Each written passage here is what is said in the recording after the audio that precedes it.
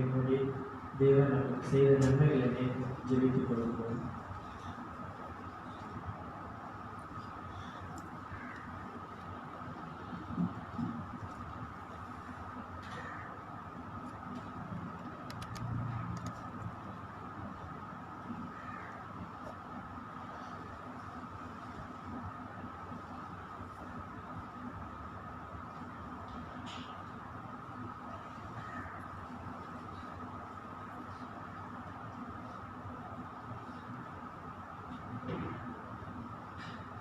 சங்கீதம் 1ஆம் அதிகாரம்.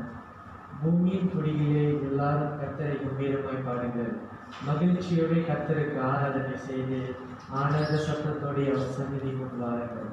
கர்த்தரே தேவன் என்று அறியுங்கள், நாம் அல்ல, அவரே நம்மை உண்டாக்கினார். நாம் அவர் ஜனங்களும் அவர் மேய்ச்சலின் ஆடுகளுமாய் இருக்கிறோம்.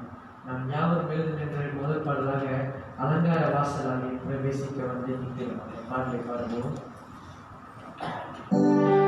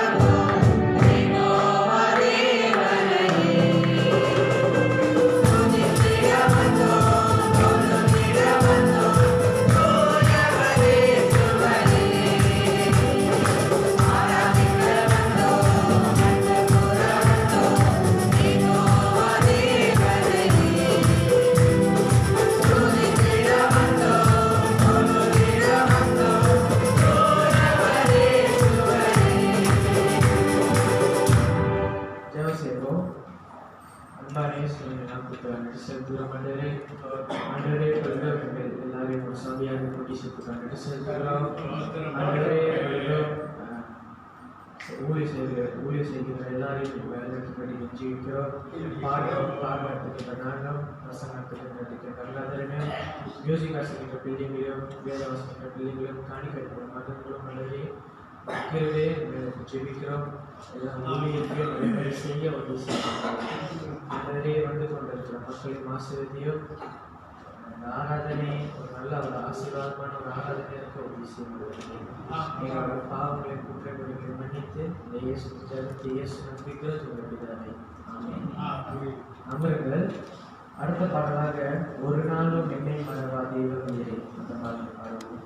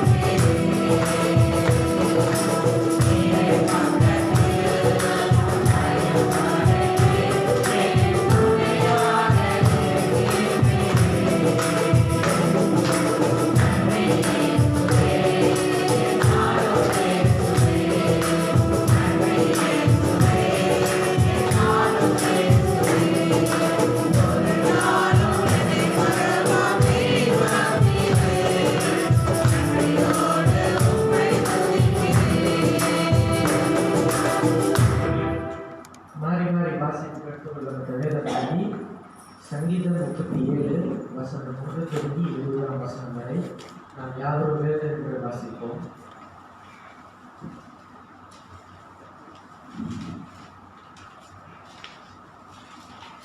சங்கீதம் 37 1 துவங்கி 20 வரை.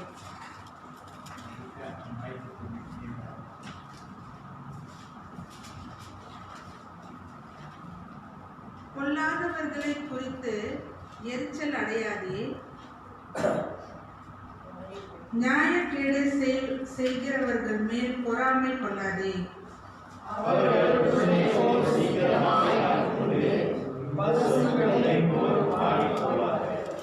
கர்த்தரை நம்பி நன்மை செய், தேசத்தில் குடியிருந்து சத்தியத்தை மேய்த்துக்கொள்.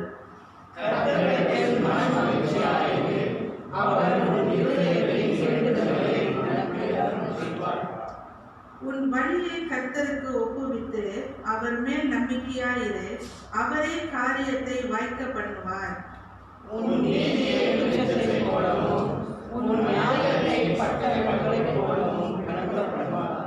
கர்த்தரை நோக்கி அமர்ந்து அவருக்கு காத்திரு, காரிய சித்தி உள்ளவன் மேலும் தீவினைகளை செய்கிற மனுஷன் மேலும் எரிச்சலாகாதே.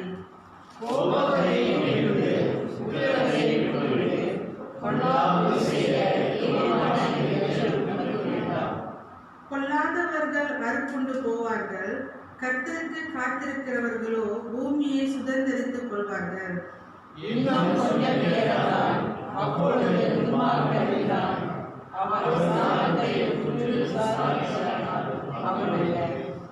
சாந்த குணமுள்ளவர்கள் பூமியை சுதந்திரித்து மிகுந்த சமாதானத்தினால் மன மகிழ்ச்சியாய் இருப்பார்கள்.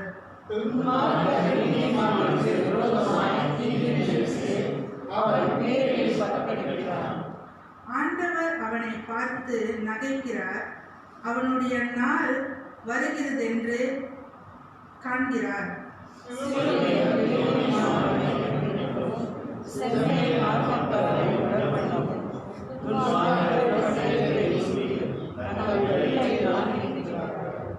ஆனாலும் அவர்கள் பட்டயம் அவர்களுடைய இருதயத்துக்குள் உருவிப்போம், அவர்கள் வில்லும் முறியும்.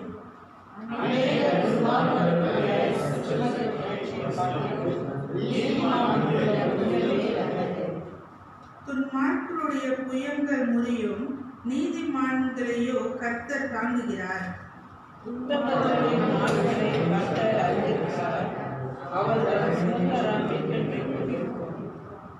அவர்கள் ஆபத்து காலத்திலே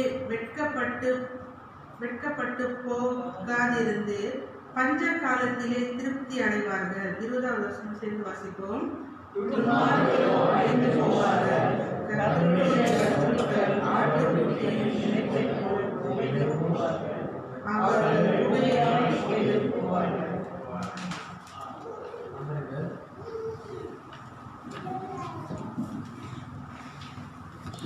இயேசு கிறிஸ்துவின் நாமத்திலே உங்கள் யாவரையும் நாம் ஆராதனைக்கு வரவேற்கிறோம். அந்த நல்ல தேவனுக்கு நம்ம ஒரு காணிக்கையும் செய்யலாம்.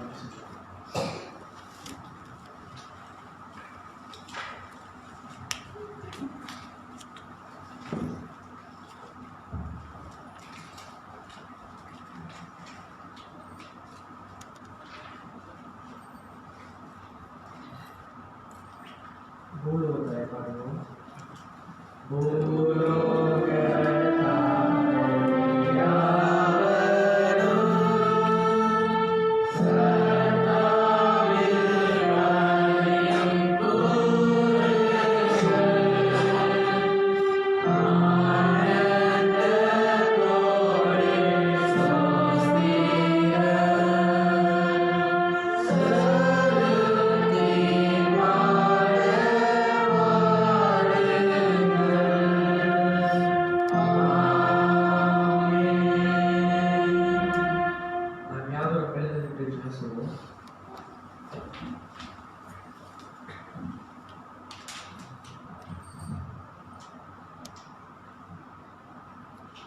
ஜெயம் செய்வோம். நீங்கள் நல்லா ஆண்டவரே, நன்மைக்கான நன்றி செலுத்தும். ஆண்டவரே, இங்கே கூட மழையாக இருந்தாலும் ஆண்டவரே நான் சபைக்கு வரேன். ஆண்டவரே, ஒவ்வொருத்தரையும் பலப்படுத்திட்டால் நன்றி செலுத்துவோம். ஆண்டவரே, தொடர்ந்து இந்த இந்த வாரம் முழுவதும் எங்களுக்கு காத்து வந்ததுக்காகவும் நாங்கள் நன்றி செலுத்துகிறோம். ஸ்கூல் போகிற பிள்ளைகளையும் நீங்கள் காத்து வந்ததுக்காக நாங்கள் நன்றி செலுத்துகிறோம். ஆண்டவரே, தொடர்ந்து இந்த நேரத்தில் கூட இந்த கட்டட காரியத்துக்காக நாங்கள் வருகிறோம். ஆண்டவரே, இந்த நேரம் திருவை அதிகமாக இருக்க நாங்கள் ஜெபிக்கிறோம். தொடர்ந்து ஆண்டவரே, நாங்கள் அனைவரும் தொடர்ந்து கொடுக்க ஆண்டவரே ஒவ்வொரு மனதோடும் நீங்கள் பேசுமாறு நாங்கள் ஜெபிக்கிறோம். தொடர்ந்து ஆண்டவரே, இந்த நேரத்தில் கூட காணிக்கை சோபாகத்தையும் ஆசீர்வதிக்கும் என்று விசுவாசிக்கிறோம். ஆண்டவரே, கொடுத்த கடைகளையும் நீங்கள் ஆசீர்வதிங்க. ஆண்டவரே, இயேசுவின் நாமத்திலே கேட்கிறோம்.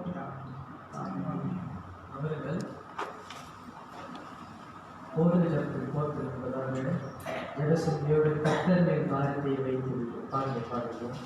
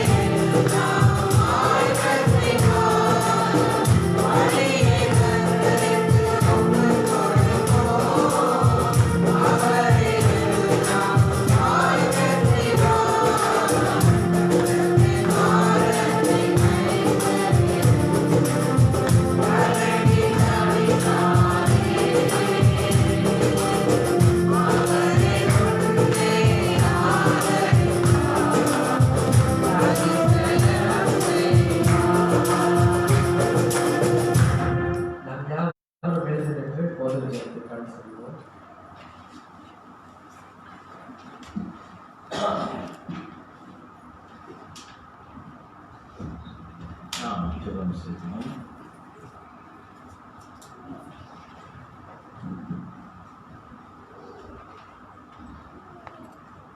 எங்கள் அன்பின் பரலோக பிதாவே, இந்த அருமையான நாளிலும் உம்முடைய பிள்ளைகளாக உம்முடைய ஜனங்களாகிய நாங்கள் கூடி எங்களை படைத்தவரும் எங்களை பராமரிக்கிறவரும் எங்களுடைய இரட்சகருமாகிய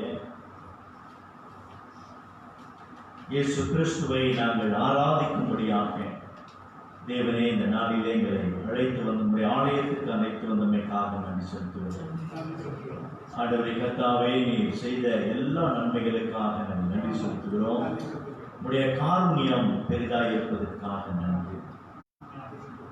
ஒரு நாளும் எங்களை மறவாமல் உங்களுடைய சுத்த கிருபையினால் எங்களை நடத்தி வருகிற தேவனாக நீர் இருக்கிறீர்.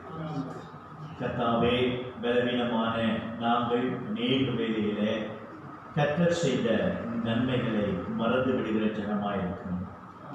அநேக வேளையிலே ஆண்டவரே எங்களுடைய சுய புத்தியின் மேல் சாய்ந்து எங்களுடைய வழியிலே நாங்கள் விரும்பிய வண்ணமாக எங்களுடைய வாழ்க்கையை நடத்துகிறவர்களாக இருக்கிறோம்.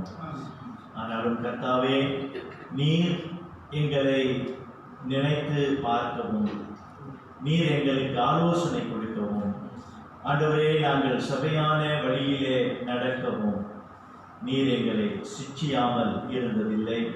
அப்படியாக உங்களுடைய வார்த்தை கொண்டு எங்களை சிட்சித்து நாங்கள் நீதியின் பாதையிலே நடக்கும்படியாகவும் எங்களுடைய வாழ்க்கையானது கர்த்தராகிய இயேசு கிறிஸ்துவின் சாயலுக்கு ஒப்பாக நாங்கள் மாறும்படியாக எங்களை நீர் வணைந்து கொண்டு போவதற்காக நாங்கள் நன்றி செலுத்துகிறோம். அப்படியாக கர்த்தாவே, உங்களுடைய அனுக்கிரகம் எங்கள் ஒவ்வொருவர் மேலும் இருந்து வருவதற்காக நாங்கள் நன்றி செலுத்துகிறோம்.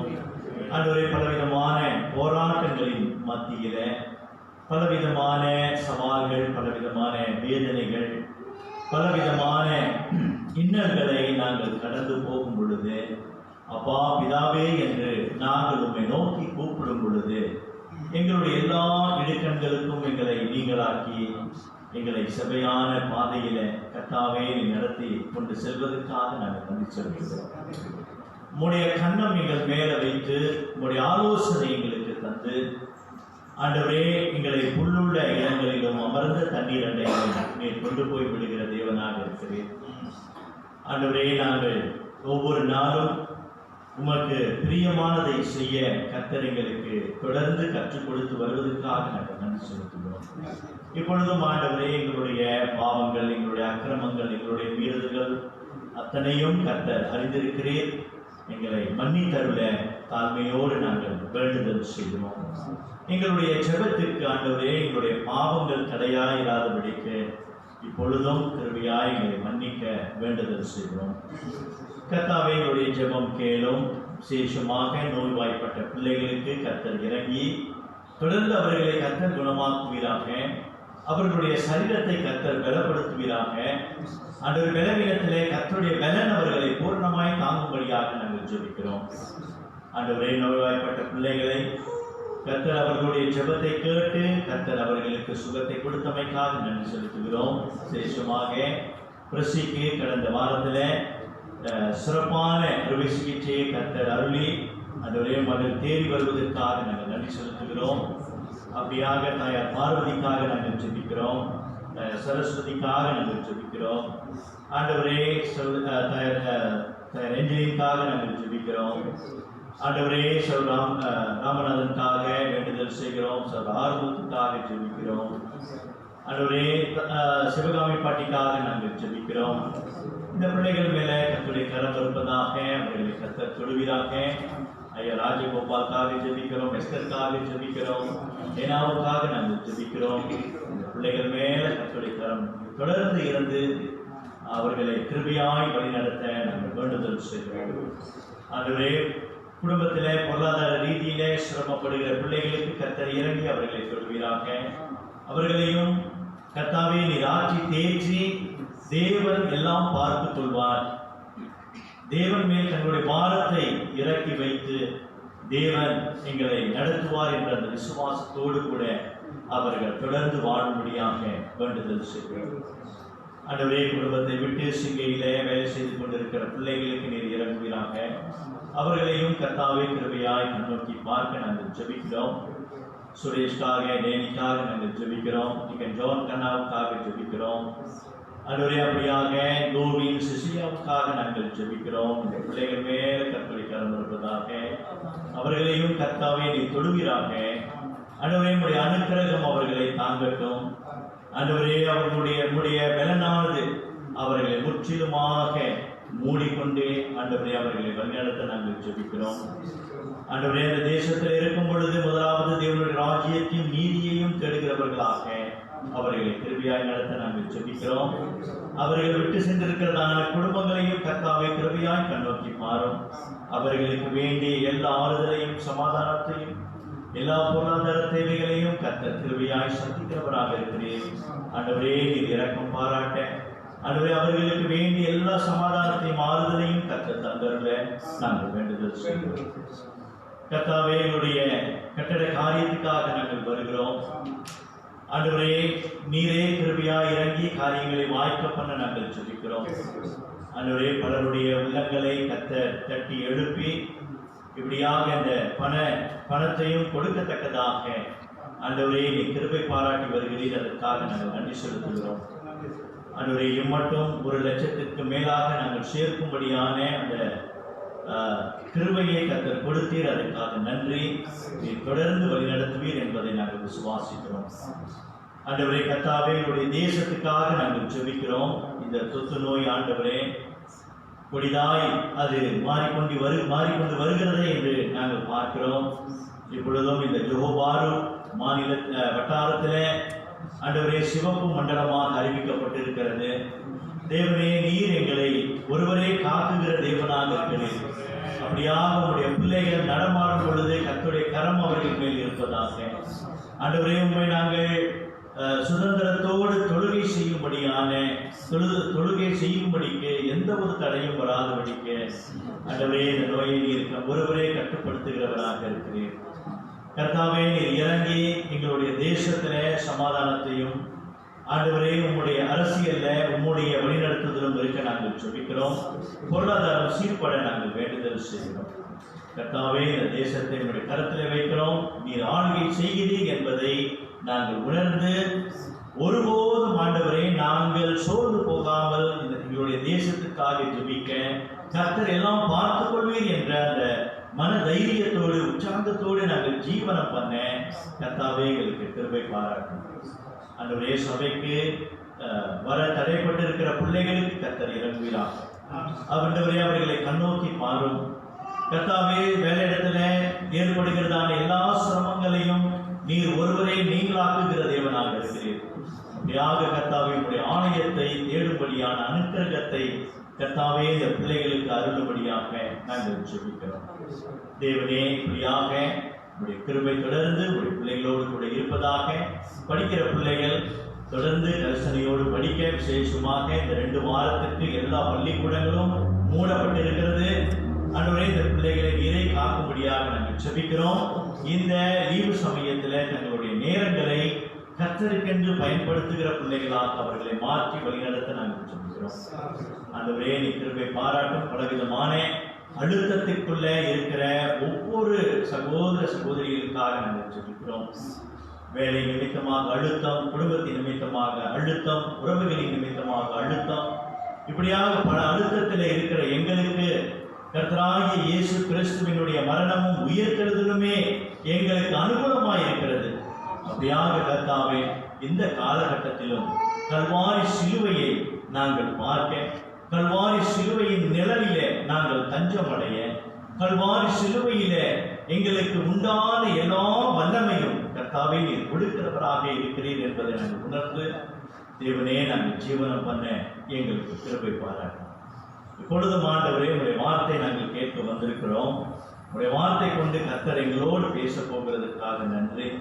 விசேஷமாக நீங்கள் கங்காதரனை நீர் அபிஷேகித்து உங்களுடைய வார்த்தை கொண்டு அவரை மறைத்து தேவனே நீர் எங்களோடு கூட பேசும்படியாக நாங்கள் வேண்டுதல் செய்வோம். எங்களுடைய இருதயத்தை நாங்கள் கடினப்படுத்தாமல், தேவனே நீர் பேசும் பொழுது நாங்கள் எங்களுடைய செவிகளை நாங்கள் மந்தமாக்காமல் உற்சாகத்தோடு நாங்கள் கேட்டு மனம் திரும்ப எங்களுக்கு கிருபை பாராட்டும். தேவனே உங்களுடைய அன்பின் கரத்திலே எங்களை வைக்கிறோம். எங்களுடைய இதர சபைகளில் நடக்கிற எல்லா ஊழியங்களையும் கர்த்தாவே நீ கிருபையாய் நடத்துவீராக. அருமை இரட்சகரான இயேசு கிறிஸ்துவின் இன்ப நாமத்திலே இந்த ஜெபத்தை இருக்கிறோம் எங்கள் ஜீவனுள்ள நல்ல பிதாவே, ஆமென். இப்பொழுதும் வேத வாசிப்புக்கு நாம் கடந்து செல்வோம். மத்தேயு 6ஆம் அதிகாரம் 25ஆம் வசனத்திலிருந்து 34ஆம் வசனம் வரையிலும் அதை வாசிக்க கேட்போம். வாசித்தலுக்கு பிறகு என் கங்காதர தெய்வ செய்தியை அறிவிக்க நம்மோடு அழைக்கும். மத்தேயு 6ஆம் அதிகாரம் 25லிருந்து 34 வரை. மத்தேயு 6ஆம் அதிகாரம் 25லிருந்து 34ஆம் வசனம் வரை. ஆகையால் எண்ணத்தை உண்போம் எண்ணத்தை குடிப்போம் என்று உங்கள் ஜீவனுக்காகவும் எண்ணத்தை உடுப்போம் என்று உங்கள் சரீரத்திற்காகவும் கவலைப்படாதிருங்கள் என்று உங்களுக்கு சொல்கிறேன். ஆகாரத்தை பார்க்கிலும் ஜீவனும் உடைகளை பார்க்கிலும் சரீரமும் விசேஷித்தவைகள் அல்லவா? ஆகாயத்து பட்சிகளை கவனித்து பாருங்கள். அவைகள் விதைக்கிறதும் இல்லை, அறுக்கிறதும் இல்லை, களஞ்சியங்களை சேர்த்து வைக்கிறதும் இல்லை. அவைகளை உங்கள் பரமபிதா பிழைப்பூட்டுகிறார். அவைகளை பார்க்கிலும் நீங்கள் விசேஷித்தவர்கள் அல்லவா? கழுவலை படுகிறதுனாலே உங்களில் எவன் தன் தரீர அளவோடு ஒரு முழத்தை கூட்டுவான்? உடைக்காக நீங்கள் கவலைப்படுகிறது என்ன? காட்டு புஷ்பங்கள் எப்படி வளர்கிறது என்று கவனித்து பாருங்கள். அவைகள் உழைக்கிறதும் இல்லை, நூற்கிறதும் இல்லை. ஏனென்றால் சாலமோன் முதலாய் தன் சர்வ மகிமையிலும் அவைகள் ஒன்றை பார்க்கிலும் உடுக்கிறதும் இல்லை என்று உங்களுக்கு சொல்கிறேன். அற்ப விசுவாசிகளே, இன்றைக்கு இருந்து நாளைக்கு அடுப்பிலே போடப்படும் காட்டுப்புல்லுக்கு தேவன் இவ்விதமாய் உருவித்தால் உங்களுக்கு உருவிப்பது அதிக நிச்சயம் அல்லவா? ஆகையால் எண்ணத்தை உண்போம் எண்ணத்தை குடிப்போம் எண்ணத்தை உடுப்போம் என்று கவலைப்படாதீர்கள். இவர்களெல்லாம் அஞ்ஞானிகள் நாடி தேடுகிறார்கள். இவர்களெல்லாம் உங்களுக்கு வேண்டியவைகள் என்று உங்கள் பரமபிதா அறிந்திருக்கிறார். முதலாவது தேவனுடைய ராஜ்யத்தையும் அவருடைய நீதியும் தேடுங்கள், அப்பொழுது இவைகளெல்லாம் உங்களுக்கு கூட கொடுக்கப்படும். ஆகையால் நாளைக்காக கவலைப்படாதிருங்கள். நாளைய தினம் தன்னுடையவர்களுக்காக கவலைப்படும். அந்தந்த நாளுக்கான அதினதின் பாடுகள் போகும் என்பது.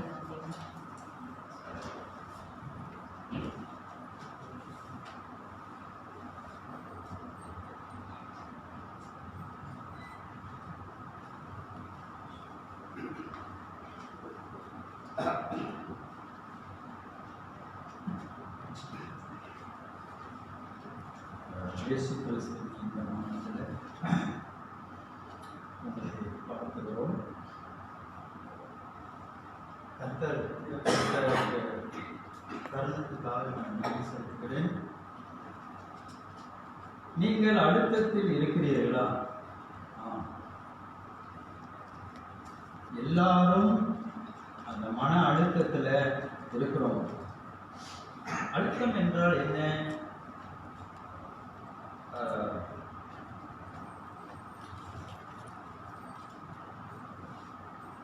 நமக்கு இந்த மன அழுத்தம் எப்படி வருகிறது? ஏன் அது வந்தது? எதுக்காக அது வருகிறது அப்படின்னு நம்ம பார்க்கும்போது, நம்ம ஒவ்வொரு நாளும் இந்த மன அழுத்தத்தில் வாழ்ந்து கொண்டிருக்கிறோம். அது கர்த்தரை அறிந்த பிள்ளைகளாக இருந்தாலும் சரி, கர்த்தரை அறியாதவர்களாக இருந்தாலும் சரி, பெரியவர்களாக இருந்தாலும் சரி, சிறியவர்களாக இருந்தாலும் சரி, படிக்கிற பிள்ளைகளாக இருந்தாலும் சரி, இந்த மன அழுத்தத்துக்குள்ள ஒவ்வொரு நாளும் கடந்து போய் கொண்டிருக்கிறோம். இதுக்கு காரணம் என்ன? ஏன் இந்த மன அழுத்தம்? மன அழுத்தம்னா என்ன?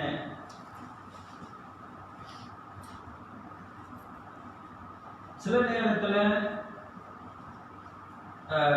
நம்ம சிந்தித்துக் கொண்டே இருப்பது, சில காரியங்களை அதையே குறித்து யோசித்துக் கொண்டிருப்பது, அது மன அழுத்தம்.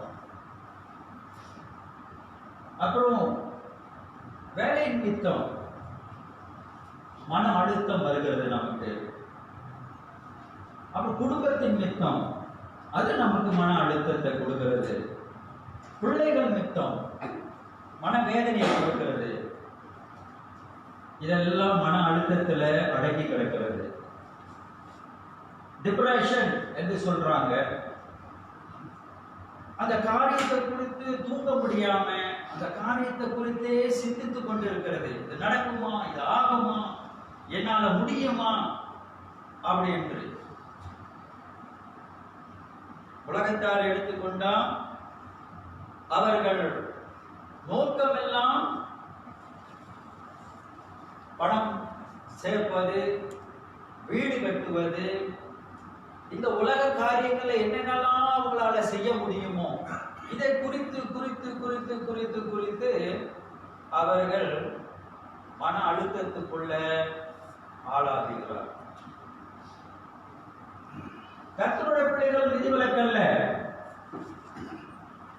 ஆண்டவரை விட்டு கொஞ்சம் தூரமாய் போகும்போது சம்பாதிப்பது தவறா, வேலை செய்வது தவறா, அதை இரவு பகல் நினைப்பது, அதற்காக பாடுபடுவது தவறா? இல்லை, அது தவறு கிடையாது. ஆனா அதையே சிந்தித்து சிந்தித்து கொண்டு இருக்கும் போது நம்ம மன அழுத்தத்துக்குள்ள ஆளாகிறோம். நம்மளை அறியாமலே மன அழுத்தத்துக்குள்ள நாம் ஆளாகிறோம். இரவுல நாம் சரியாக தூங்க முடியாது, அது மன அழுத்தம். சரியா சாப்பிட முடியாது, அது மன அழுத்தம். அந்த காரியம் எனக்கு ஆகுமா, அந்த காரியம் எனக்கு நடக்குமா என்று நினைத்து கொண்டு இருப்பது.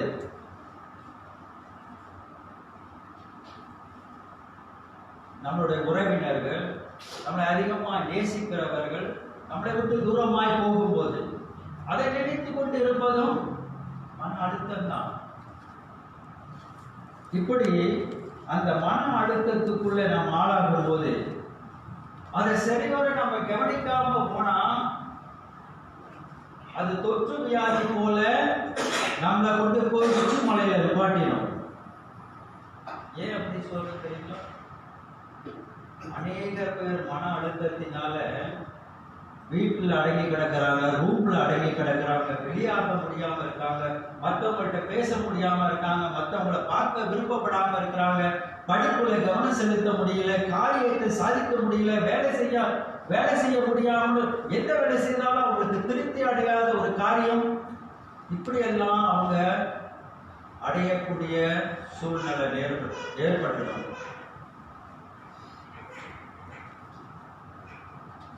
என் வீட்டுக்கு நான் இருக்கிற கம்பத்தில் ஒரு சகோதரன், ஒரு மாய்கார சகோதரன், கொஞ்ச நாளைக்கு முன்ன நான் அவரை பார்க்கும்போது ரோட்ல நடந்து தான் போயிட்டு இருந்தான். அவனுக்கு மன அழுத்தம் இருக்கிறது. ரோட்ல நடந்துகிட்டு இருந்தான். நாலு படம் என்ன ஆயிடுச்சு தெரியுங்களா? சட்டை போடாம நடக்க ஆரம்பிச்சுட்டான். அப்புறம் சிறுவர் அங்கேயும் இங்கே கிழிச்சுக்கிட்டு நடக்க ஆரம்பிச்சுட்டான்.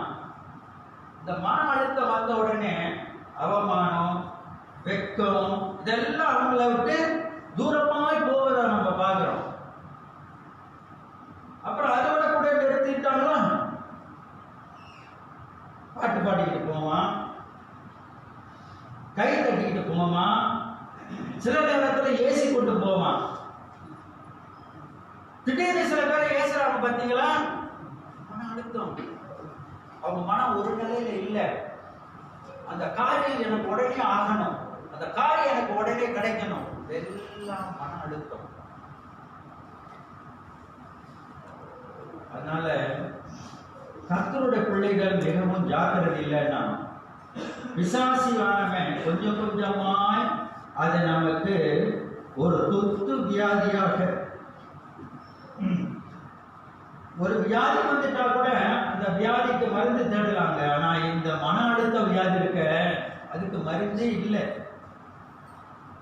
இன்னைக்கு நிறைய பேர் அதை மருந்தாய் அதை போய் டாக்டர் சொல்லி மருந்தாய் ஒன்று வாழ்ந்து கொண்டிருக்காங்க. கேட்டா என்ன சொல்றாங்க? நான் இன்னும் மருந்து போடலங்க, அதான் உடறிக்கிட்டு இருக்கேன். மருந்து போட்டுட்டா நிதானம் ஆயிரும். எந்த சாப்பாடு சாப்பிட்டாலும் திருப்தி இருக்காது. அதுவும் மன அழுத்தங்க. நீங்க நினைப்பீங்க இந்த சாப்பாடு சாப்பிட்டாலும் திருப்தி இருக்காது, அந்த சாப்பாடு சாப்பிட்டாலும் திருப்தி இருக்காது, அதை பார்த்தாலும் திருப்தி இருக்காது. இதெல்லாம் மன அழுத்தத்துக்குள்ள ஆளாகிடும். கர்த்தர் நல்லது.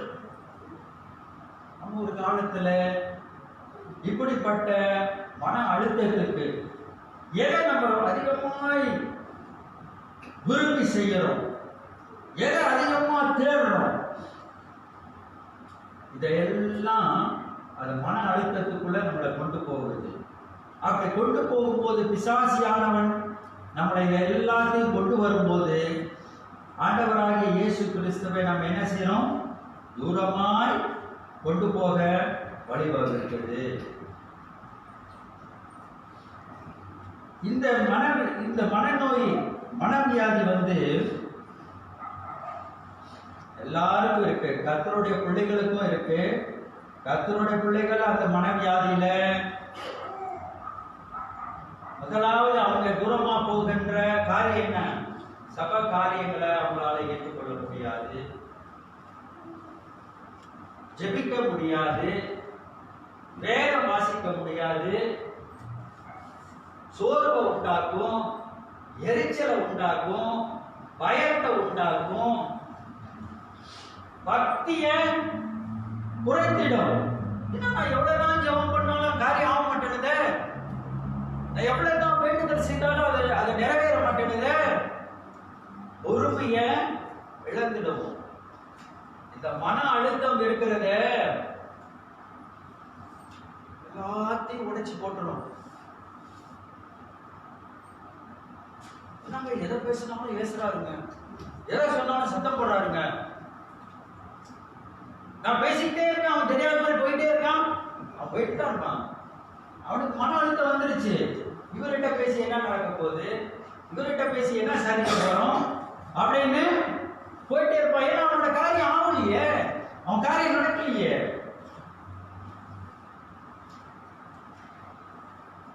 கர்த்தருடைய பிள்ளைகள் அப்படி சொல்லலாமா? ஜெயம் தருகிற கிறிஸ்துவின் இடத்துல பிள்ளைகள் நம்ம சொல்லலாமா? ஆண்டவருடைய வசனம் சொல்லுகிறது, நமக்கு எப்படிப்பட்ட ஆவியை கொடுத்திருக்காரா? நிதானமான ஆவியை கொடுத்திருக்காரா? தேவனுடைய ஆவியை கொடுத்திருக்காரா? அப்ப அதெல்லாம் இப்ப எங்க போச்சு? போயிடுச்சு. ஆண்டவரை விட்டு நாம் தூரமாய் போகும்போது ஜெபத்திலையும் வேத வாசிப்பிலையும் கர்த்தருடைய பாதையிலும் நம்ம குறைவா நடக்கும் போது இதெல்லாம் நம்மளை விட்டு தூரமாய் போய் கொண்டிருக்கோம். நம்ம ஒரு மரத்திற்கு நம்ம அழைக்கப்பட்டவர்கள். எப்ப அழைக்கப்பட்டவர்கள்? ஆண்டவர் நம்மளை அழைத்தாரு. ஒரு காலத்துல அப்படிலாம் இருந்தோம், மனம் போன போக்குல நடந்தோம். நம்மளுடைய வாழ்க்கையை நோக்கம் எல்லாம் என்ன இருந்தது? நல்லா வாழணும், நல்ல குடும்பத்தை கட்டணும், நல்ல நல்ல காரியங்களை செய்யணும், நல்லதுதான். ஆனா அதெல்லாம் செய்ய முடியாம தானே இருக்கும் ஒரு காலத்துல. ஆண்டவராகிய இயேசு கிறிஸ்து நம்ம பரலோக வாழ்க்கைக்காக ரட்சித்தாரு, நம்முடைய பரலோக வாழ்க்கைக்காக நம்மளை தெரிந்து கொண்டாரு. ஆனா அநேக நேரத்துல நம்ம இந்த உலக காரியங்களை நோக்கி பார்க்கும்போது, இந்த மன அழுத்தத்துக்குள்ள நம்ம ஆளாகும் போது நம்ம ஆண்டவரை விட்டு தூரமாய் போக முடியும். போயிட்டோம். அந்த நல்ல தேவன் மறுபடியும் நம்மளிடத்துல என்ன பேசுகிறாரு? அவரை பாருங்க, அவர் இப்படியாக பேசும்போது அவர் சொல்றாரு, வேதத்துல 2 பேரை உங்களுக்கு உதாரணம் காட்டுறேன். கர்த்தருடைய பிள்ளைகள், ஆண்டவரால் தெரிந்து கொள்ளப்பட்டவர்கள். முதலாவது ஆளு பவுலை பார்க்கிறோம். பவுல் ஆண்டவரால் தெரிந்து கொள்ளப்பட்டவர். ஒரு காலத்துல ஆண்டவர் அறியாதவராக இருந்தாரு, மனுஷனுக்கு தீமை விளைவித்தவர். ஆனா அவர் ஆண்டவராக இயேசுவை ஏற்றுக்கொண்டோன்னு அவருக்கும் மன அழுத்தம் இருந்தது. எப்படிப்பட்ட மன அழுத்தம்? அந்த கொரிந்தியர் அதிகாரத்தை வாசிங்க. கொரிந்தியர் 1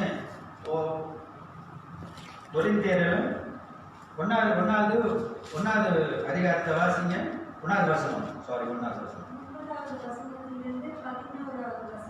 வாசிங்க. நிமித்தம் நாங்கள் அதை கேட்டு நாள் முதல் ஆ. உங்களுக்காக இடைவிடாமல் ஜெபம் பண்ணுகிறோம். முதலாவது ஜெபம். இந்த மன அழுத்தத்துக்கு பெரிய மருந்து ஜெபம். இரண்டாவது, நீங்கள் விவேகத்தோடும் அவருடைய சித்தத்தை அறிகிற அறிவினாலே நிரப்பப்படவும் சகலவித நற்கிரியைகளுமாகிய கனிகளை தந்து தேவனை அறிகிற அறிவில் விருத்தி அடைந்து கர்த்தருக்கு பிரியமுண்டாக அவருக்கு சாத்தியமாய் நடந்து கொள்ளுங்கள். கொள்ளவும் சந்தோஷத்தோடு கூடிய எல்லா பொறுப்பிலோடும் நீடிய சாந்தமும் உண்டாவதற்கு பொறுமை, நீடிய சாந்தம். அடுத்தது நீடிய சாந்தமும் உண்டாவதற்கு நீடிய சாந்தம். அதுல வர நீடிய சாந்தம். மகிமையான அவருடைய வல்லமையின்படி எல்லா வல்லமையினாலும் உங்களுக்காக வேண்டுதல் செய்கிறோம். வேண்டுதல் செய்கிறோம். பாத்தீங்களா, ஜெபத்துக்கு வராரு பாத்தீங்களா? அப்ப அவருக்கு மன அழுத்தம் இருந்ததுக்கு எப்படி இருந்தது? அவரு இந்த கடிதத்தை எழுதும் போது அவர் ஜெயில இருக்கிறாரு. எவனாச்சும் ஜெயில இருக்கும் போது கடவுளுக்காக ஊழியம் செய்ய நினைப்பான, அவரே ஜெயிலுக்குள்ள இருக்கிறாரு. எப்படா விடுதலை ஆகிறது? யாரை பார்க்கலாம்? எந்த லாயரை பார்க்கலாம்? எவ்வளவு பணம் கட்டலாம்? எப்படியாவது வெளியே வரதான் ஒவ்வொருவரும் இது உள்ளுக்கு இருக்கிறவங்க நினைப்பாங்க. ஆனா ஆண்டவருடைய பிள்ளை பாருங்க, அவருடைய விசுவாசத்தை பாருங்க, அவருடைய நம்பிக்கையை பாருங்க. கர்த்தர் என்னை விடுவிப்பார், அதை குறித்து அவரு திண்ணமாய் விசுவாசித்தாரு. அவருடைய நோக்கம் என்ன இருந்தது? அவருடைய மன அழுத்தம் எப்படி ஆயிடுச்சு? சபையை மக்கள் தெரிந்து கொள்ளணும், மக்கள் விசுவாசத்தில் நடக்கணும், மக்கள் பரிசுத்தத்துல நடக்கணும். அதற்கு அவர் சொன்ன காரியம்னா ஜெபம், நீடிய பொறுமை. இன்னைக்கு ஒரு காரியம் செய்ய சொன்னா மக்கள்கிட்ட பொறுமையே இல்லை. ஒரு காரியம் ஆகணும்னா ஆண்டவர் சில நேரத்தில் கொடுத்துருன்னு சொல்றாரு. முடியாது ஆண்டவரே, இப்பவே கொடுங்க. அப்படிப்பட்ட விசுவாசம் உங்களுக்கு இருந்தா அல்லேலூயா, ஸ்தோத்திரம், ஆண்டவர் செய்வாரு. நம்ம ஆயத்தமா இருக்கிறோமா? நல்ல ஆண்டவருங்க, அன்பான ஆண்டவருங்க. இந்த ஆண்டவர் என்ன சொல்றாரு? அடுத்ததாக நம்ம இன்னொருத்தரை பார்ப்போம். இவர் பவுலை பத்தி நம்ம பார்த்தோம். இன்னொருத்தரை பார்க்கிறோம். அவர் தாங்க இயேசு. 100% மனிதனா இருந்தாரு, 100% கடவுளா இருந்தாரு. எல்லாம் படைத்த ஆண்டவருக்கும் மன அழுத்தம் வந்தது. வந்ததா இல்லையான வசனத்துல பாருங்களேன். இங்க பாருங்க, போட்டிருக்கு. மத்தேயு 26ஆம் அதிகாரம் 39வது வசனத்துல பாருங்க. அப்புறம் போய் எங்க போனாரு? அவரை ஜெபிக்க தான் போனாரு. அவருக்கு மன அழுத்தம் வந்தது. அவர் அதுல சோதிக்கப்பட்டாரு. அதுல அவர் வேதனையா இருந்தாரு. எங்க அவர் போன காரியம் சும்மா சாதாரண காரியத்துக்கு இல்ல, ஒரு மரண காரியம். யாராவது மரண காரியத்துல போய் சமாதானம் பேசிக்கிட்டு இருப்பாங்களா? பாருங்க, எல்லாம் கண்டுபிடிச்சவன், எல்லாத்தையும் கண்டுபிடிச்சவன் மரணத்தை மட்டும் இன்னும் கண்டுபிடிக்க முடியல. எந்த டாக்டராலும் கண்டுபிடிக்க முடியல. நீங்க ஒத்துக்கிறீங்களா? இன்னைக்கு அப்படி மட்டும் கண்டுபிடிச்சிட்டாங்கன்னா செத்தவெல்லாம் உயிரோட உட்கார்ந்துருப்பான். நமக்கு இடம் இல்லாம போயிருக்கோம். எந்த நாட்டுல நம்மளை தள்ளி விட்டுருப்பான்னு தெரியாது. உண்மைங்க, அதை கண்டுபிடிக்க முடியல. ஏன்? ஆண்டவர் அதை மறைத்து வைத்திருக்காரு. மாய வித்தக்காரன் என்னென்னமோ செய்யறான் பாருங்க. திடீர்னு இங்க இருந்து அங்க வெளியே வரோம், அங்க இருந்து இங்க வரோம். ஏன் பெட்டிக்குள்ளே போச்சு வச்சிடறான், திடீர்னு பார்த்தா மேல வந்துடுறான். ஏன் செத்தவனை உயிரோட கொண்டு வர முடியல? அப்படிப்பட்ட ஒரு சூழ்நிலை போகும்போது இங்க ஆண்டவர் என்ன, இயேசுவே என்ன செய்றார் பாருங்க. அவருக்கு மன அழுத்தம் வந்தது. அவர் என்ன செய்தார் பாருங்க. என்ன செய்தாரு? என் பிதாவே, இந்த பாத்திரம் என்னை விட்டு நீங்க கூடுமானால் நீங்கும்படி செய்யும். மரணத்துக்கு போறாருங்க. நமக்காக தன் உயிரையே கொடுக்க போறாரு. அவருக்கு மன அழுத்தம் வந்து அவர் சொல்றாரு, இதாவே உமக்கு சித்தமாண்டா இந்த பாத்திரத்தை எடுத்து போடும். 3 தடவை அவர் வேண்டிக்கிறார். அப்புறம் அவர் என்ன சொல்றாரு கடைசியா? ஆகிலும் என் சித்தத்தின்படி அல்ல, என்னுடைய சித்தத்தின்படி அல்ல, உம்முடைய சித்தத்தின்படியே ஆகக் கடவுள். ஆமென். உம்முடைய சித்தத்தின்படி. இன்னைக்கு நமக்கு மன அழுத்தம் இருக்கிறதா? பல காரியத்தை குறித்து நம்ம வேண்டுதல் செஞ்சுக்கிட்டு இருக்கோமா? அந்த பல காரியத்தை குறித்து நம்ம கவலைப்பட்டுக்கிட்டு இருக்கோமா? இது ஆகும், இது நடக்குமா, இது எப்படி ஆகும், அப்படியே நம்ம நினைத்து கொண்டு இருக்கோமா? அப்படி நினைத்து கொண்டு இருக்கும் போது அதே சமயத்துல ஆண்டவருடைய சித்தத்தையும் நம்ம நினைத்து பார்க்கணும். கடவுளுடைய சித்தம் என்ன? சித்தம் இருந்தா அது என்னோட வாழ்க்கையில நிறைவேறும். சில பேருக்கு வியாதி இருக்கிறது, பவுலுக்கு இருந்தது போல. நம்ம அநேக தரம் ஜெபிச்சிருப்போம். கர்த்தருடைய பிள்ளைகளே, கவலைப்படாதீங்க. ஏன் ஆண்டவர் அந்த அந்த அந்த வியாதியிலையும் கடவுளே நம்ம கேட்டிருக்கோம், ஆண்டவரே இது உங்களுடைய சித்தமா எனக்கு இருக்கிறது? சித்தமானா ஆண்டவரே அது ஆகட்டும் ஆண்டவரே. ஆண்டவருடைய சித்தத்தை அவர் அப்படியாய் கேட்டு பிதாவுடைய சித்தத்தை அவர் செய்வார். அது போல சில நேரத்தில் நமக்கு இந்த மன அழுத்தம் நமக்கு இருக்கும். அந்த கவலையில அது ஒரு வியாதியை போல நம்மளை பின்தொடர்ந்து கொண்டே வரும்.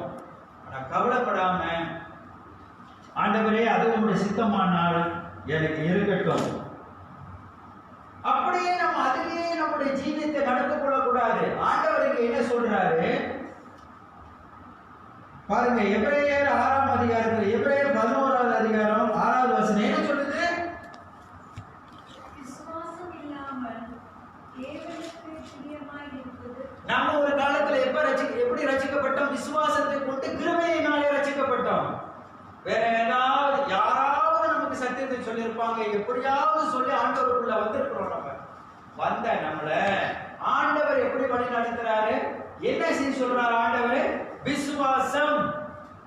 விசுவாச பட்டியல நீங்க இருக்கிறோம், நாங்க இருக்கிறோமா? சீசருக்கு கூட பாருங்க, ஆண்டவர் நித்திரை செய்து கொண்டிருக்காரு, படகுல போயிட்டு இருக்காங்க. உங்களுக்கு இந்த வசனம், உங்களுக்கு இந்த காரியம் ஞாபகத்துக்கு வரும். ஆண்டவர் படகுல போய் கொண்டு இருக்கும் போது பெரிய கொந்தளிப்பு வந்துருச்சு. அங்குள்ள சீடர்கள் எல்லாம் மன அழுத்தத்துக்குள்ள ஆளாயிட்டாங்க. மன அழுத்தம் அவங்களுக்கு என்ன? மரணம். அடுத்தது நான் செத்து போயிருவணும் அப்படின்னு. ஆனா ஆண்டவர் எழுந்த உடனே கேட்ட கேள்வி என்ன? அற்ப விசுவாசிகளே. சாத்தான் நம்மளை கொண்டு போய் அங்க நிப்பாட்டிடுவான். நம்ம எவ்வளவு பெரிய விசுவாசிகளாய் தொடர்ந்து வரும்போது சாத்தான் நம்மளை அங்க கொண்டு போய் நிப்பாட்டி கொண்டு போயிருவான். நம்மளோட அற்ப விசுவாசத்தை காட்டுப்படியாக செய்திருவான். நம்ம ஆண்டவருடைய பிள்ளைகள் தான், கர்த்தருடைய பிள்ளைகள் தான், நம்ம ஆண்டவர் சொல்றபடி நடக்கிறவங்க தான். ஆனாலும் நம்மளுடைய வாழ்க்கையில இந்த விசுவாசம் இல்லாமல் போயிடும். அப்புறம் என்னமா சொல்லுது? விசுவாசத்தினால என்ன நடக்குது? 11:6 என்ன மறுபடியும் படிக்காத? விசுவாசம் இல்லாமல் தேவனுக்கு பிரியமாயிருப்பது கூடாத காரியம். தேவனுக்கு பிரியமா ஆண்டவர் அதுல பிரியப்படுறார். பாத்தீங்களா? விசுவாசத்துல ஆண்டவர் எவ்வளவா அந்த விசுவாசத்துல பிரியப்படுறார் பாருங்க. பிரியமா இருக்கிறார் ஆண்டவர், அன்பா இருக்கிறாரு. அப்ப நம்ம ஏன் மன அழுத்தத்துக்குள்ள ஆளாகணும்? அப்படி மன அழுத்தத்துக்குள்ள ஆளானாலும் நமக்கு விசுவாசம் மிக அவசியம். விசுவாசத்தோடு கூட நம்ம ஆண்டவரை தேடினார், விசுவாசத்தோடு கூட நாம் ஜெபம் பண்ணா ஆண்டவர் நம்மளை விடுவிக்கிறவரா இருக்காரு. அப்ப மேலும் பாருங்க, ஆண்டவர் இப்படியாய் நம்மளை நடத்தி கொண்டு வர்ற ஆண்டவர், இப்படியாய் நம்ம மேல அன்பா இருக்கிற ஆண்டவர், அந்த ஆண்டவராகிய இயேசு சொல்றாரு, ஒன்றுக்கும் கவலைப்படாதீர்கள். ஏன் கவலைப்படுறீங்க? ஏன் துக்கப்படுறீங்க? ஏன் வேதனைப்படுறீங்க? அஞ்ஞானிகள் அழுவது போல ஏன் நீங்க அழுகுறீங்க? ஏன் மன அழுத்தத்துக்குள்ள ஆளாகிறீங்க? ஒன்றுக்கும் கவலைப்படாதீங்கன்னு மீண்டும் அவர் சொல்றத நம்ம பார்க்கிறோம். சரி, அந்த 6ஆம் அதிகாரம், மத்தேயு 6ஆம் அதிகாரத்துல பாருங்க, அந்த 30வது வசனத்தை வாசிங்க தயவுசெய்து.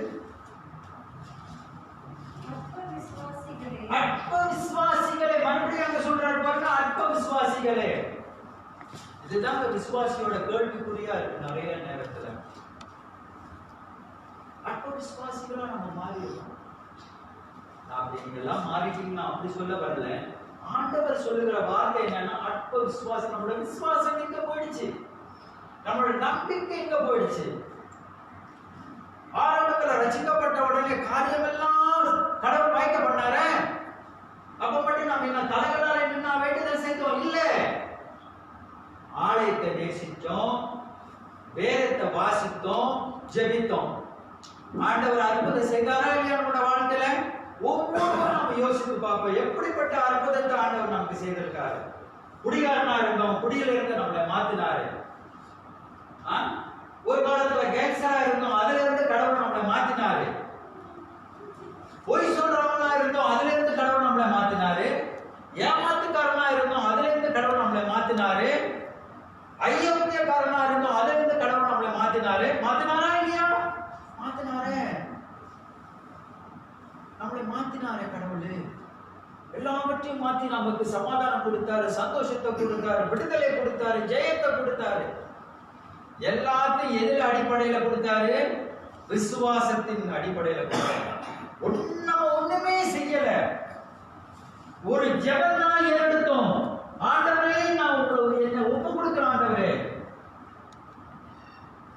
நீங்க எவ்வளவு வல்லமையான தேவன் என்பதை காட்டுங்க அப்படின்னு வேண்டணும். ஆண்டவர் காட்டினாரு. இவ்வளவு அன்பான ஆண்டவர். அன்னைக்கு செய்த ஆண்டவர் இன்றைக்கு செய்யாம இருக்கிறாரா? இல்ல நமக்கு தூரம் ஆயிட்டாரா? நம்ம தான் தூரம் ஆயிட்டோம். அவரு நம்மளோடு கூட இருக்கிறாரு. கவலைப்பட்டு கொண்டிருக்கிறோம், வேதனைப்பட்டு கொண்டிருக்கிறோம். அடுத்தது வாசிமா என்ன சொல்லுது அந்த வசனத்துல? கீழே 32.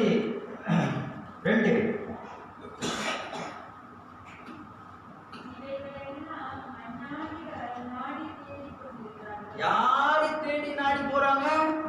ஆண்டவரை இன்னும் ஏற்றுக்கொள்ளாதவர்கள், இன்னும் விசுவாசம் இல்லாதவர்கள், கடவுளை நாடி தேடி வராதவர்கள், அவர்கள் இன்னும் தேடிக்கொண்டு போயிட்டு இருக்காங்க.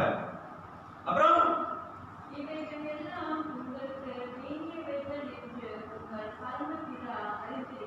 முன்னவே அறிஞ்சிட்டாரு, முன்னவே அவர் தெரிஞ்சு வச்சுட்டாரு. எப்ப நம்மளை ரசித்தாரோ அன்னைக்கே அவர் நம்ம இதை எல்லாத்தையும் அவர் குறித்து வைத்துட்டாரு. நமக்கு என்னென்ன தேவை, இதெல்லாம் நமக்கு தேவையானதா, தேவையா இருக்க ஆண்டவர் கொடுக்க தயாரா இருக்காரு. ஆனாலும் அவரை ஜெபித்தது போல உங்களுடைய சித்தம் ஆகட்டும் ஆண்டவரே, நான் காத்திருக்கிறேன் ஆண்டவரே. அப்புறம் என்ன சொல்லுது?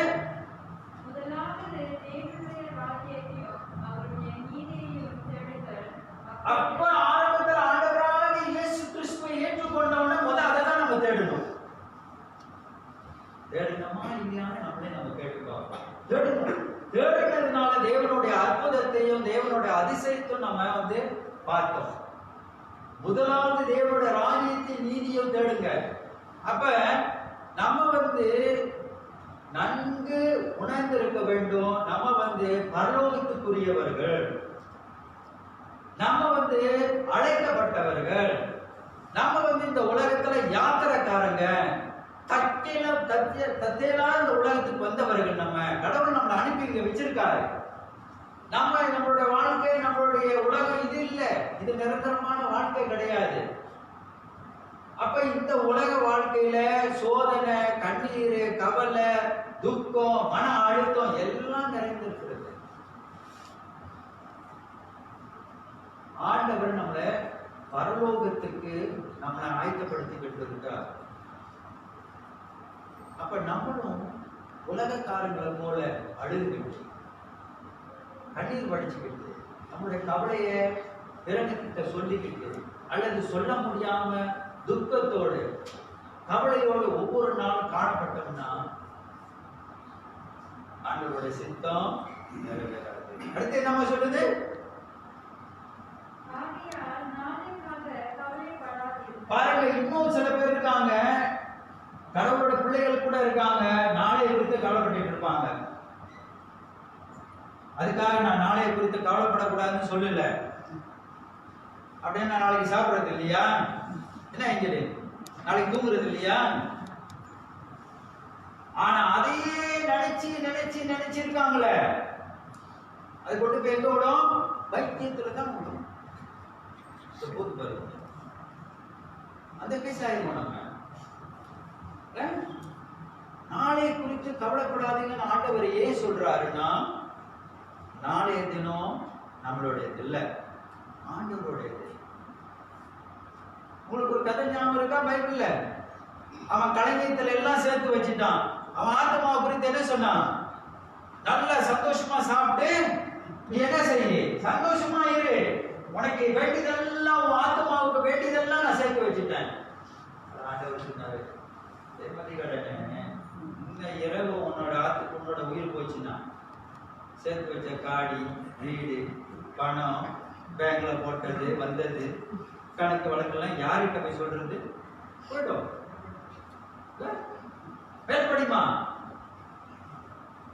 நாளைய தினம் தன்னுடையவைகளுக்காக கவலைப்படும். அந்தந்த நாளுக்கு அதின் காலை போதும். ஒவ்வொரு நாளைக்கும் கடவுள் நமக்கு போதுமானவரா இருக்காரு, போதுமானதாய் கொடுக்கிறவரா இருக்காரு. நாம ஆண்டவரை மனதார விசுவாசிக்க வேண்டும், மனதார நேசிக்கணும், மனதார அவருடைய பாதையில நடக்கணும். இன்னைக்கு மன அழுத்தத்துல இன்னைக்கு ஒரு மாதிரி நடந்து நாளைக்கு ஒரு மாதிரி நடக்கிற விசுவாச வாழ்க்கை இல்லை. அவர் பாருங்க, மரண பரியத்துல போயிருக்கிற நேரத்தில் கூட அவர் சொன்ன ஒரே வார்த்தை, ஆனாலும் உங்களுடைய சித்தமாகட்டும். அப்ப நம்ம நல்லா இருக்கும் போதும் ஆண்டவரை மனதார விசுவாசித்து நடக்கணும். நமக்கு கஷ்டம் வரும்போதும் நம்ம மனதார கடவுளை விசுவாசித்து நடக்கணும். அதான் விசுவாசம். அதை கடவுள் எதிர்பார்க்கிறாரு. மேலும் பாருங்க, இங்க சொல்றாரு, சங்கீதத்துல சொல்றாரு பாருங்க, சங்கீதம் 34 18 19 வாசிங்க. என்ன இருதயமா? உடைந்து போன இருதயம், நொறுங்குண்டு. பாருங்க, இங்க அழகா ஒருத்தர் உட்கார்ந்து இருக்காரு, சகோதரர் ஆறுமுகம். இந்த ஆறுமுகத்தை நான் சந்திக்கும் போது அவர்கிட்ட, ஐயா உன் இருதயத்தை கடவுளுக்கு தாங்க அப்படின்னு சொன்ன ஒரு வார்த்தை தான். அவர் என்ன அதுக்கு பதில் சொன்னார் தெரியுமா? என் இருதயமே துக்கு தூரா உடைச்சு போயிடுச்சுன்னு சொல்லிட்டாரு. அதாங்க நொறுங்குண்ட இருதயம், உடைந்த இருதயம். அந்த உடைந்த இருதயத்தை என்ன காட்டுதுன்னு, ஆண்டவரே நான் இப்ப எவ்வளவு நாள் இந்த உலகத்துல வாழ்ந்தாலும் நீங்க இல்லாம என்னால ஒன்றுமே செய்ய முடியாது. நீங்க தான் எனக்கு எல்லாமே, நீங்க தான் எனக்கு செய்து கொடுக்க முடியும். நான் கவலைப்பட்டு கண்ணீர் வடித்து எதையுமே நாளை செய்ய முடியாது. நான் செஞ்சதெல்லாம் ஒரு காலம், நான் இதை செய்ய முடியும், நான் அதை சாதிக்க முடியும் நினைத்த காலம் எல்லாம் முடிஞ்சு போச்சு. அதுக்கு தான் கடவுள் நம்மளை அழைத்திருக்காரு. போதும் பையா, நீ இனிமே உன்னால ஒண்ணு செய்ய முடியாது, நான் தான் உனக்கு எல்லாமே செய்து முடிப்பேன், செய்து கொடுப்பேன் அப்படின்னு கடவுள் நம்மளை அழைத்துட்டாரு. அழைத்த ஆண்டவர்கிட்ட நொறுங்குண்ட இதயத்தோடு, உடைந்த இருதயத்தோடு அன்றாடி ஆண்டவரை நோக்கி பார்க்கணும். அடுத்து என்ன சொல்றாரு? நீதிமானுக்கு வரும் துன்பங்கள் அநேகமாய் இருக்கும். அதை நம்ம விசுவாசிக்கணும். கர்த்தருடைய பிள்ளைகள் அதை விசுவாசிக்கணும். தேவன் எல்லாவற்றையும் ஆசீர்வதிப்பார். அதே சமயத்துல நீதிமானுக்கு, நம்ம நீதியா நடக்கிற பார்த்தீங்களா? இதை கூட நான் ஒரு காரியம் பேசிட்டு இருந்தேன், நம்ப மாட்டேன். அது எனக்கு சோதனை. ஏன் நீதிமானுக்கு வரும் சோதனை அநேக பேரும் சொல்லுது. கர்த்தருக்குள்ளே நம்ம ஆசீர்வதிக்கப்பட்ட பிள்ளைகளா நம்ம இருந்தோம்னா நமக்கு சோதனை இருக்கு, நமக்கு வேதனை இருக்கு. ஏன் நாம தொடர்ந்து நீதிமானாய் போறதுக்கு இதெல்லாம் நமக்கு வருது. அந்த சோதனையில நம்ம ஜெயம் கொள்ளணும். ஆண்டவர் ஜெயித்தார் பாத்தீங்களா? அவர் என்ன செய்தார்? உங்களுடைய சித்தமே ஆகட்டும் கீழ்ப்படிஞ்சார், மரணத்துக்கு ஒப்பு கொடுத்தாரு. போர் ஊழியத்துல அநேக கஷ்டங்கள் இருந்தது, அதோடு கூட அவருடைய பின்னால வியாதியும் இருந்தது. ஆனா ஓட்டத்தை ஓடினேன் அப்படின்னு அவர் சொல்றாரு. அடுத்து என்னமா சொல்றாரு?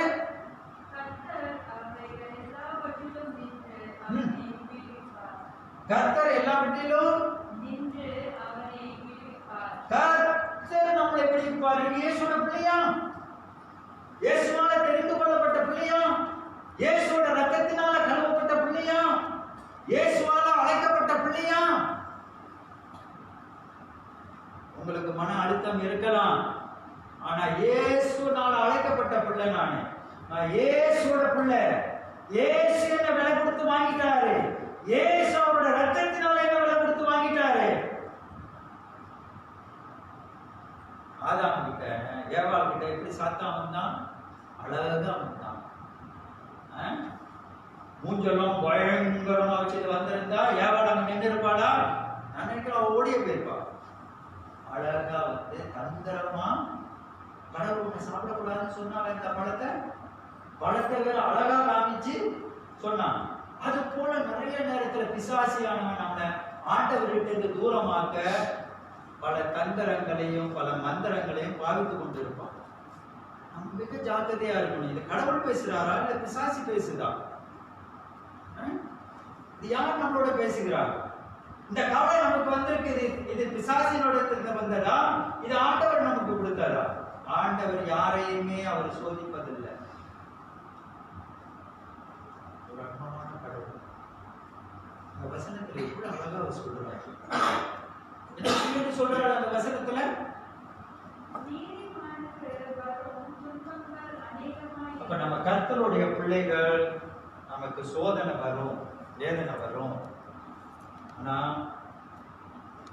கேள்வி என்னன்னா, கடவுள் நேசிக்கிறார், எவ்வளவோ நேசிக்கிறாரு. சொல்றாரு, உன்னோட சிந்தை என்னோட சிந்தையும் வானத்துக்கும் பூமிக்கும் அவ்வளவு தூரமா இருக்குதுன்னு சொல்றாரு.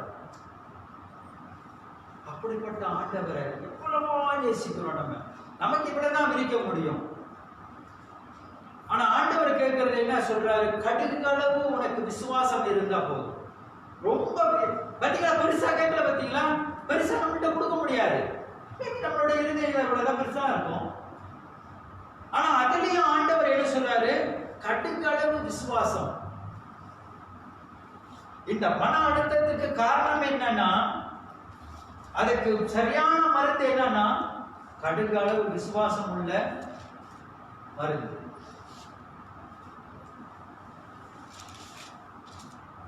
அவர் நமக்கு கொடுக்க தயாரா இருக்காரு. நம்ம இந்த மன அழுத்தத்திலிருந்து ஜெயம் கொள்ள நம்ம விசுவாசிக்க வேண்டும். அந்த விசுவாசத்தோடு நம்ம நிறுத்தி விடாம கடவுளை தேட வேண்டும். கடவுளை தேடாம இருந்துட்டான்னு நான் சொல்ல வரல. அன்றாடம் கடவுளை நம்ம தேடணும். எப்படியா தேடணும்? அந்த உடைந்து போன உள்ளத்தோடு தேடணும், நம்பிக்கையோடு தேடணும். எப்படி தேடணும்? ஆண்டவரே, இன்றைக்கு என்னோட காரியங்களை வாய்க்க பண்ண உம்மால ஒருவர் தான் முடியும். என் கவலையை எடுத்து போட, என் காரியத்தை வாய்க்க பண்ண நீங்க ஒருத்தர் தான் செய்ய முடியும். வேற சொல்லுது சங்கீதத்துல, என் மன பிரயாசத்தை கடவுள் நிறைவேற்றுவாராம். அப்ப எனக்குள்ள மன பிரயாசம் இருக்குது, அவர் அன்றாடம் பார்த்துட்டு இருக்காரு. இப்ப நம்மளோட பிரயாசத்தை அடுத்தவங்கள்ட்ட சொன்னதான் தெரியும். ஏங்க எனக்கு இந்த ஆசை இருக்குங்க அப்படின்னு நம்ம சொன்னதான் தெரியும். அப்ப சொல்லும் போது அவங்களுக்கு தெரியும், ஓ இவங்களுக்கு இந்த ஆசை இருக்குது. ஆனா கடவுள் என்ன சொல்றாரு? உன்னுடைய மனதின் பிரயாசத்தை நான் அறிந்திருக்கிறேன். நீங்க மேல இந்த பகுதியை இன்னும் முன்னுக்கு படிச்சீங்களான்னு ஆண்டவர் சொல்றாரு. உன்னோட ஜெபத்தை நீ ஜெபிக்கிறதுக்கு முன்னே உன் ஜெபத்தை நானே அறிந்திருக்கிறேன். அப்ப கடவுள்கிட்ட நாம இன்னும் தொடர்ந்து விசுவாசத்துக்குள்ள போக வேதத்தை வாசிக்கணும். அந்த வேதத்தினுடைய கட்டளைகளை கடவுள் நிறைவேற்றுவதா இருக்கிறார்கள். அப்ப ஏன் நம்ம ஜெபத்துல கேட்கக்கூடாது? ஆண்டவரே, இந்த காரியத்தை எனக்கு வாய்க்க பண்ணுவீன்னு சொல்லி இருக்கிறீரே, வேதம் சொல்லுகிறதே, வேதத்தை ஒருத்தன் பூட்டவும் கூடாது குறைக்க கூடாதுன்னு சொல்லி இருக்காரு, நீர் சொல்லி இருக்கிறீரே அப்படின்னு நாம ஜெபத்துல விசுவாசத்தோட ஜெபிக்கணும். ஆண்டவர்கிட்ட கண்டிப்பா கடவுள் நம்மளோட ஜெபத்தை கேட்கிறவராக இருக்கார். வேதம் சொல்லுகிறது, சங்கீதத்துல சொல்றாரு, உன் ஜெபத்தை நான் கேட்பேன். பாருங்க எவ்வளவு வாக்கு கொடுக்குறாரு பாருங்க. சாத்தானா நம்மகிட்ட பின்னால அடிக்கடி சொல்லுவான், ஏய் நீ தவறி போயிட்ட, ஏய் நீ இப்படி போயிட்ட, ஏய் நீ அப்படி போயிட்ட, இவங்க உன்னை சேர்க்க மாட்டாங்க, அவங்க உன்னை சேர்க்க மாட்டாங்க. இல்ல, அப்பாலே போ சாத்தானே என்று வேதம் சொல்லுகிறது. இயேசுவே சாத்தானே இயேசுவை சோதிக்க வந்தானா, உங்களை என்னை சோதிக்க எவ்வளவு நேரம் சொல்லுங்க? அவளை வல்லமையான தேவனையே அவன் சோதிப்பான். ஏன்னு சொல்லுங்க. அப்ப ரொம்ப எச்சரிக்கையா இருக்கணும். இந்த மன அழுத்தத்துக்குள்ள நம்ம ஆளாகி, நான் மன அழுத்தத்துக்குள்ள போயிட்டேன், என்னை யாருமே கவனிக்கல, என்னை யாருமே நேசிக்கல, என்னை யாருமே தேடி வரல, எனக்கு யாருமே ப்ரே பண்ணல. எப்படி உங்களுக்கு தெரியும் யாருமே ப்ரே பண்ணலன்னு? இருக்கட்டும், இயேசு ப்ரே பண்றாரு, அதுவும் வேணும் சொல்லுங்க.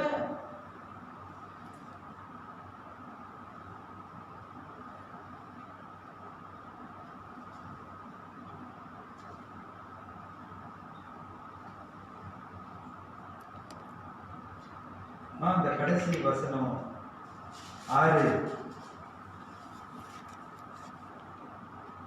6ஆம் அதிகாரம் 34வது வசனம் படிக்க முடியுமா? மத்தேயு.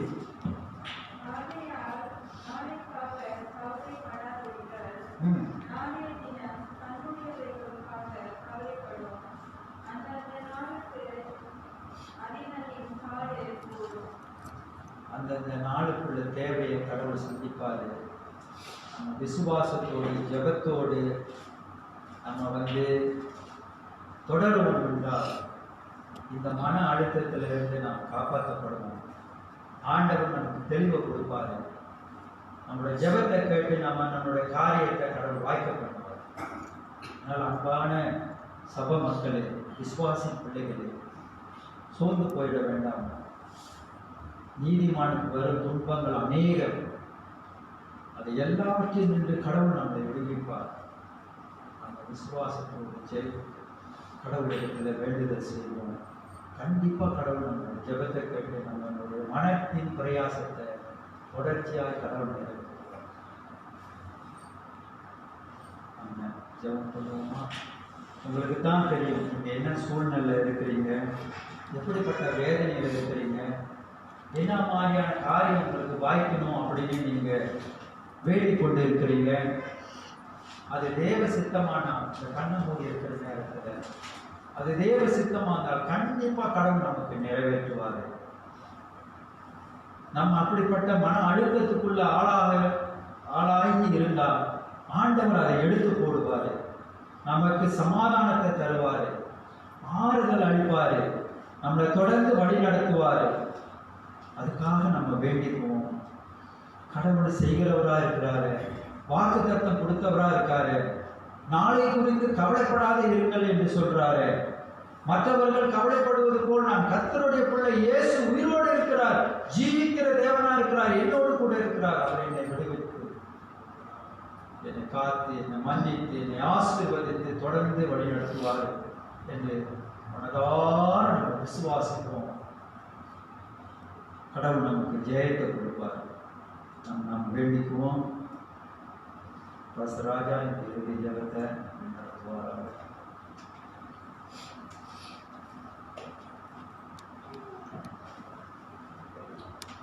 நாம் யாரும் எழுந்திருந்து ஜெபசுந்தரியோடு கூட பாடலை நாம் பாடுவோம். அழுத்தத்திற்குள்ளாக நாம் இருக்கின்றவர்களாக காணப்படுகிறோம். அப்படியாக இப்படிப்பட்ட கவலைகள் நமக்கு இருக்கின்ற பட்சத்தில் நாம் கர்த்தரையே நம்பி ஜீவிப்போம். ஜெபத்தோடு விசுவாசத்தோடு கூட நாம் ஜெபித்து ஜெயம் கொள்கிறவர்களாக தேவன் நம்மை நடத்துவார்.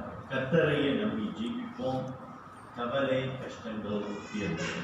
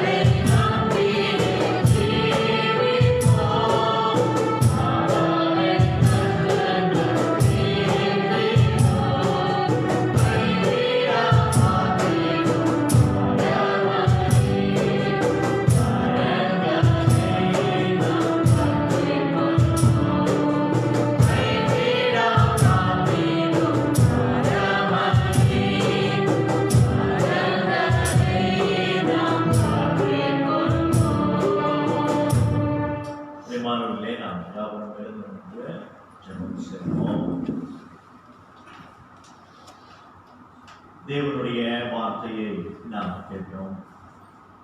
பலவிதமான அழுத்தத்திற்குள்ளாக நாம் யாவரும் குறிப்பாக இந்த COVID-19 சமயத்தில் நாம் கடந்து போய் கொண்டிருக்கிறோம். ஆனாலும் இன்றைக்கு நாம் கர்த்தருடைய வார்த்தையை கேட்டது போல நாம் ஒன்றுக்கும் கவலைப்படாமல் தேவன் மேல நம்முடைய பாரத்தை இறக்கி வைத்து அதினதின் பாடுகள் போதும் தேவன் எல்லாம் பார்த்துக் கொள்வார். அதாவது தேவனுடைய ராஜ்யத்தையும் நீதியையும் நாம் தேடுகிறவர்களாக நாம் ஆராய்ந்து பார்த்து இப்படியாக நாம் கர்த்தருடைய காரியத்தை நாம் கேளும் பொழுது தேவன் மற்ற எல்லாவற்றையும் அவர் நமக்கு கொடுக்கிறவராக இருக்கிறார். அப்படியாக இந்த நாளிலே விசுவாசத்தோடு நாம் ஜெபித்து, தேவனே என்னுடைய அழுத்தத்தை எடுத்து போடும், எனக்கு கிருபை பாராட்டும் என்று நாம் யாவரும் நமக்காக ஜெபித்துக் கொள்வோம்.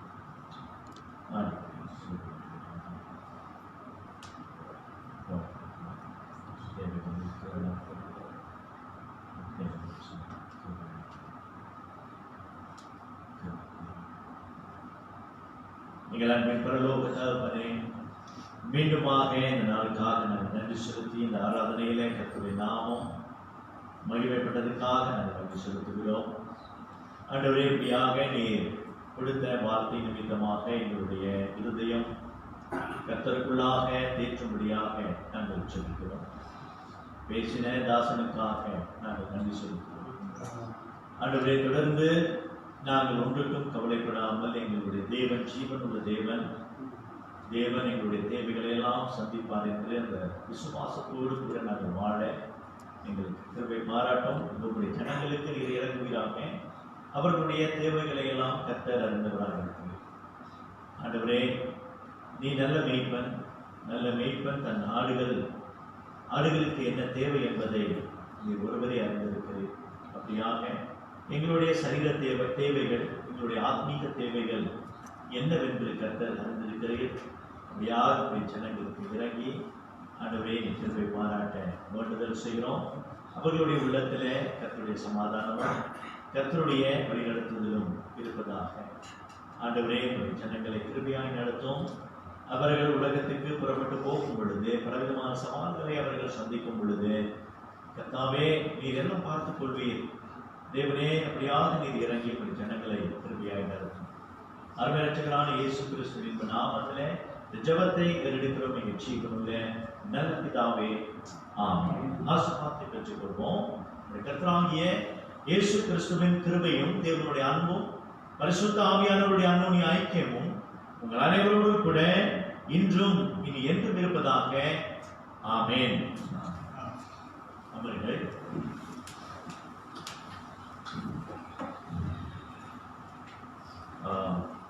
அறிவிக்க வேண்டிய காரியங்கள், இந்த வாரம் புதன்கிழமை நமக்கு வேத தியானம் இருக்காது, மாறாக ஜெப கூட்டம் 1 மணி நேரம் சபை குடும்பங்களுக்காக நாம் ஜெபிக்கவிருக்கிறோம்.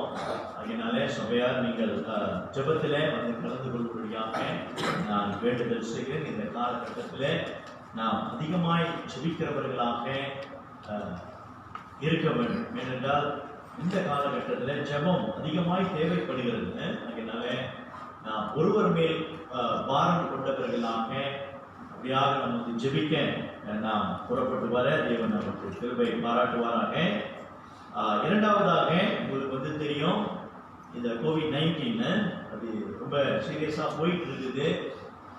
ஜோஹர் பாரு டிஸ்ட்ரிக்ட்ல உங்களுக்கு தெரியும், ரெட் ஜோன் சிவப்பு மண்டலமாக அறிவிக்கப்பட்டிருக்கிறது. ஸோ அதனால பள்ளிக்கூடங்கள் எல்லாம் மூடியாச்சு, உங்களுக்கு தெரியும். ஆனால் சபைகள் இன்னும் மூடணும் அப்படின்னு எந்த ஒரு அறிக்கையும் இன்னும் வரல. ஆனாலும் நம்ம ரொம்ப ஜாக்கிரதையாக இருக்கணும்.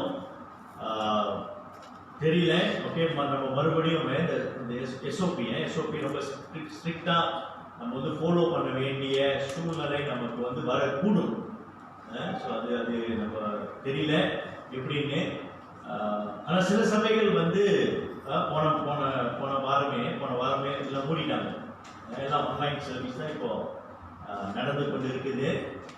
நம்ம இன்னும் அந்த முடிவு எடுக்கலை. ஆனாலும் தேவன் நமக்கு தொடர்ந்து கிருபை பாராட்டணும். நம்ம ப்ரே பண்ணுவோம். நீங்களும் தயவு செஞ்சு வெளியே போகும் பொழுதே மாஸ்க் போட்டு போங்க, சரிங்களா? மாஸ்க் விட்டுட்டு போயிடாதீங்க. மாஸ்க் விட்டுட்டு போனீங்க, பணத்தை நீங்க விட்டுட்டு போனாலும் பரவாயில்ல, மாஸ்க் விட்டுட்டு போயிடாதீங்க. மாஸ்க் ரொம்ப முக்கியம். மாஸ்க் போட்டுட்டு போங்க. வெளியில் இருந்தீங்கன்னா கண்டிப்பாக அதை நீங்கள் வந்து போடுங்க. உங்களை நீங்கள் வந்து பாதுகாத்து கொள்ளுங்க, சரிங்களா? அப்படி உங்களுக்கு 3 என்ன சொல்லுவாங்க சிம்டம்ஸ், அதாவது இந்த அறிகுறிகள், காய்ச்சல், தும்மல், இருமல், சரிங்களா? இது 3 உங்களுக்கு வந்து இருந்துச்சுனாக்கா சனிக்கிழமை காலையிலேருந்து இது வந்து பண்ண ஆரம்பிச்சிங்கன்னா தயவு செய்து சேர்ச்சுக்கு வராதிங்க, சரிங்களா? சேர்ச்சுக்கு வராதிங்க. என்னடா அது சேர்ச்சுக்கு வாங்க வாங்கன்றாங்க, இப்போ வராதிங்கன்றாங்க, சரிங்களா? எல்லாருடைய பாதுகாப்புக்காக தான் இது வந்து நம்ம வந்து செய்யணும். அதனால ரொம்ப கவனமா இருங்க. பிள்ளைகளை பிள்ளைகளை நீங்க வந்து கவனமா பார்த்து கொள்ளுங்க. இந்த COVID-19 நம்ம எல்லாரும் சேர்ந்து கட்டுப்படுத்த தேவன் நமக்கு உதவி செய்யணும் என்பதை நீங்க கருத்தில் கொண்டு தொடர்ந்து ஜெபியுங்கள். சரி, ஆராதனை முடிந்தது. ஆராதனை நீங்க பெற்றுக்கொள்ளுங்க. தேவன் உங்களை ஆசீர்வதிப்பார்.